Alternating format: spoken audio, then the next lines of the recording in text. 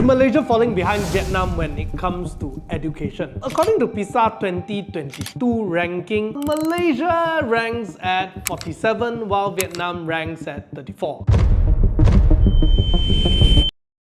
Actually, Malaysia has never beaten Vietnam when it comes to PISA scores. Ever since Vietnam joined PISA in 2012, they have been doing exceptionally well. In 2012, they were ranked 17 out of 65 countries, while Malaysia ranked 52 out of 65 countries. A little bit of consolation prize lah. Malaysia actually improved from 52 to 47, okay? So what's the point of this video? Is it just to clarify with you that Vietnam actually all this while also beat Malaysia to 酸小 Malaysia leh? Actually, that's not the point lah. I think Malaysia got a lot of room for improvement. I want Malaysia to become a high-income nation. With all this inflation and all these things happening in Malaysia right now, we acknowledge one fact. If only Malaysians earn more, well, education plays a very, very important role. Recently, when I talked to many of my friends who have kids, they were telling me they are going to send their kids to private education. Not because of connection lah or anything or to look good, but for one reason, they are not confident in our national school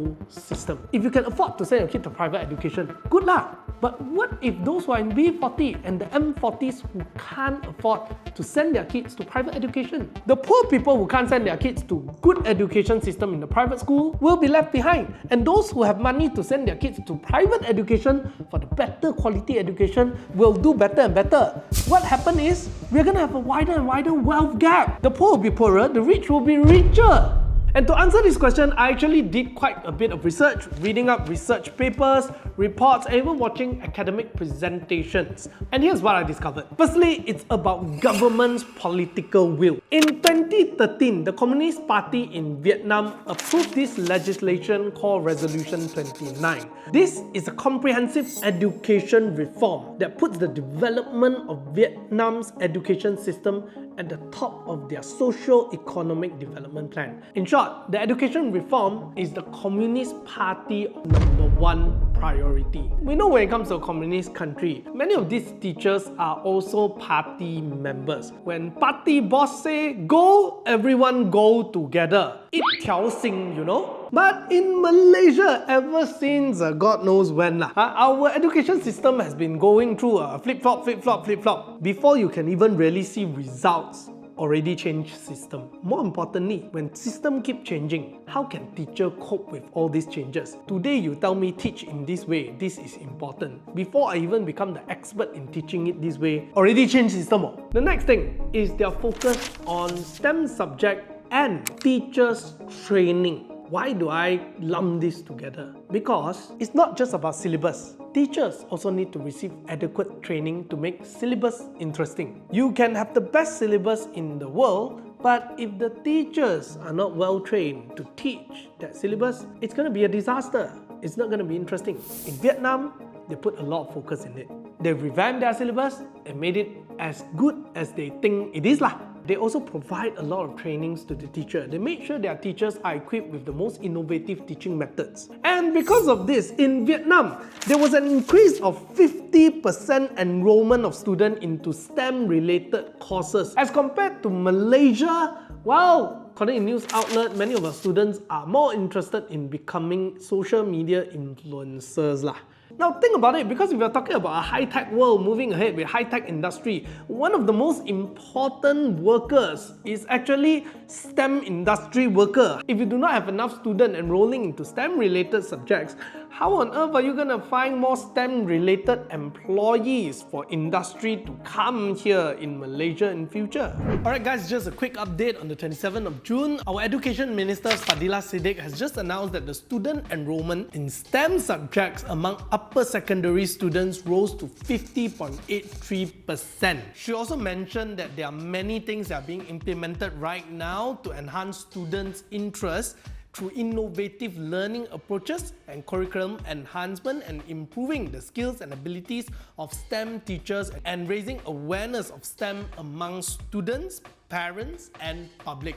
She also mentioned that they are currently working on enhancing teachers' competence as well as teaching and learning activities inside outside of classroom to boost students' interest and encourage them to choose STEM discipline. More importantly, I like this one. She said that there will be a special STEM committee involving Higher Education Ministry Education Ministry and Science, Technology and Innovation Ministry will be established to plan and monitor cross-ministerial initiative aimed at increasing STEM student enrollment. Now, all these were just being announced in the month of June, and this was after our video was being recorded. So, I hope the government is really doing something about it, and in the next 2 to 3 years, we will see significant improvement in our education system. Let's talk about the next thing. Teachers are regularly assessed in Vietnam. And the assessment is not self-assessment, okay? We are talking about assessing the teachers based on students' performance. So if the student not performing well equals to teacher not performing well. Now, in fact, what they did was this. They also came up with a good reward system lah. So teachers who can teach the student well are well acknowledged and get rewarded. They are acknowledged with prestigious awards lah, and so on and so forth. I know Malaysia also has that lah. But I'm not sure whether our teachers are actually assessed based on students' performance. Then apparently in Vietnam, there's also this whole ethos of teaching, which is about helping all the students to do well. The emphasis here is all. If a teacher is teaching this class, the whole class is performing badly, but there one student who managed to do very well and get recruited into Harvard, they are not gonna celebrate and say this is the best teacher because only one student did well. If there's a class where the average students are all doing better, but there's no one who entered Harvard, this teacher is gonna be celebrated. Why? Because this teacher is able to help everyone to do well. So it's not about creating a single hero, but helping the average student. And I can understand that if you need to look at everyone, it's very tiring, very difficult. Which lead me to research more in this topic, and I found this. It talks about the measurement of teachers' competency in the era of Education 4.0 in Malaysia secondary school. For this study, they gathered 1,280 teachers across all Malaysia in different states. And it highlighted these few points. Malaysia is practicing a centralized school system whereby centralized planning and decision-making are common practice. And this top-down approach may lead to a mismatch between the content of teacher professional development and the actual needs of the teacher. These programs that are cascade-oriented may neglect the teacher's interests and needs, thus are relatively irrelevant, impractical, and less effective. In short, the teachers' training in Malaysia, because of it due to being too centralized and too top-down, it doesn't really take into account what's really important. So it's not that effective. It also highlighted the fact that teachers in Malaysia have too much of workload. If teachers need to do too many administration work, they need to spend too much of time not teaching. Then are they truly teachers? But is it really their fault? Not really. It's a systematic fault. It's the system itself that's designed in such a way where it overloads teachers and they are unable to engage properly in development programs, even if the programs are good. In this study, they also highlighted teachers at secondary school were least competent in functional and research competency. In other words, they were weak in analytical skill, critical thinking, research skills, and technique.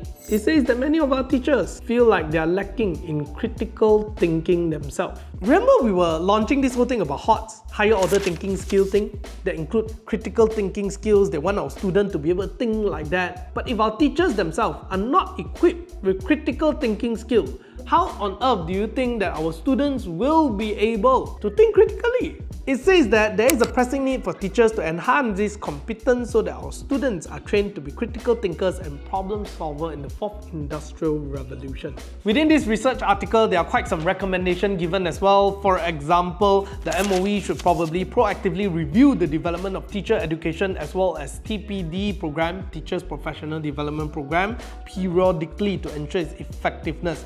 There are other stuff, right? I would encourage you to go and download this particular research paper if you're truly interested in this subject. Here's the problem. Our teachers are not equipped with what's needed to teach our students. Is it the teacher's fault or is it the system's fault? I am not sure, but I think many of the teachers today truly have the heart to teach. Why not you guys who are watching this, if you are a teacher, tell us, what do you think? What is the problem? Write it down in the comments. Is there anything that your school can improve? Is there anything that MOE can improve or help y'all to get more well-trained so that you can teach the students students better. Teachers' absenteeism is a huge problem in Malaysia. Now, according to research, it was said that nearly 40% of grade 5 students in Malaysia reported that their teachers are sometimes or often absent. Compared to Vietnam, this number is less than 10%. There's also one research that shows that in Malaysia, our teachers spend less class time on actual teaching and learning than most other TALIS countries. Remember, there was this case in Kota Belud where the students sued the teacher for being absent for a long period of time, and there was this whole cover up, and stuff like that. Well, if you want to find out more, you can go to tiada.guru. It's a website that was created to talk about this whole issue that wants to have a more bersih education system in Malaysia. Go and check it out. It has quite a lot of interesting facts about teachers' absenteeism. So what can we learn from Vietnam's education system? Well, it's all about government and teachers and the people all working together. I found this study that was conducted in 2020 that compares the quality of education of schools in Vietnam with schools in Ethiopia, India, and Peru. What they did was they gave these students in different countries identical mathematical problem. And here's what they found. One extra year of school in Vietnam makes it 21% more likely that a kid can solve a math problem. But in India, the extra 1 year only increased the likelihood by 6%. Now, when I was further researching on how good is this Vietnam's education system, they did highlight a few things as well. It could have been this Vietnam students has been preparing themselves for PISA score, downloading past questions to do it, therefore they are better. And how they selected the schools to do it as well, it's not too transparent as they were trying to request for more information, but everything is very restrictive. And they found this one thing. They take pride in this whole PISA examination thing. Apparently, schools that were assigned to do this PISA scoring, you will even find that they have t-shirt printed that says, "I took the PISA exam." They make it something very cool. Now, before I go, I want to highlight one more thing. I believe you've probably seen in the newspaper there was this research report done by World Bank called Bending the Bamboo Shoots. It says clearly that in order for Malaysia to become a high-income nation, education is extremely important. And Malaysia has been doing quite well when it comes to providing universal education. But they also found that Malaysian students, while being able to attend school, they lack readiness. And they highlighted 3 things. First is a weak preschool foundation. If you're a parent out there just like me, you would have seen a primary 1 textbook today. It is not easy. It is way harder than my time when I was studying in primary. If a student enters into primary 1 and they can't read and write, it is impossible that they can learn. And we all know that learning is cumulative. If they can't learn in primary 1, they can't catch up. Primary 2 is going to be worse. Primary 3 is going to be even worse. I am fortunate enough that I can send my kid to a preschool that can prep my kid to go to primary school. But I wonder how many Malaysians can access a good preschool system, because in Malaysia, preschool is not compulsory yet. And I've not seen our government placing great importance in preschool level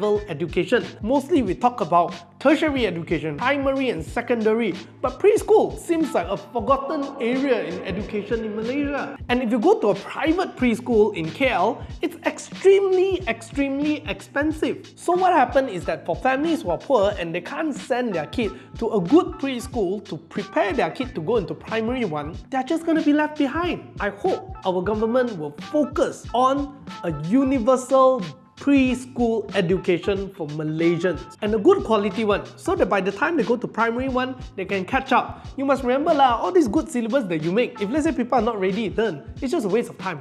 The next thing I want to talk about is teachers training, which was heavily highlighted in the earlier part. There's a disconnected training given to teachers. Like we said earlier, what is being brought down is not what is truly needed. So the teachers lack the skill set to really teach for the 4th Industrial Revolution. And the last thing I want to highlight is on teachers' performance assessment.